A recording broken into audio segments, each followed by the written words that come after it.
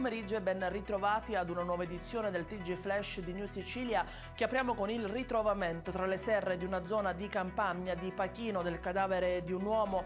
La vittima è Sebastiano Cultrera, un agricoltore di 72 anni. La tragica scoperta è stata effettuata nella serata di ieri. Gli inquirenti hanno già avviato le indagini per ricostruire quanto accaduto e risalire alle cause della morte.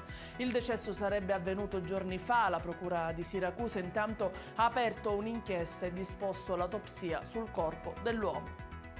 E rimaniamo a Pachino, ci spostiamo però al caso della morte di Vincenzo Cancemi, il 42enne tecnico riparatore trovato morto il 28 aprile scorso nella casa di campagna dei genitori in Contrada Lettiera. I familiari si oppongono alla richiesta di archiviazione del processo. L'uomo fu ritrovato privo di vita dalla fidanzata, che avrebbe allertato i sanitari del 118 dichiarando di aver trovato Vincenzo impiccato a un albero.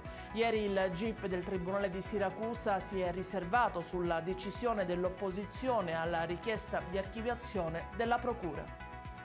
Si spacciava per occultista e guaritore. È stato arrestato dai carabinieri della caserma di Mussomeli in esecuzione a un'ordinanza di carcerazione emessa dalla Procura della Repubblica di Caltanissetta.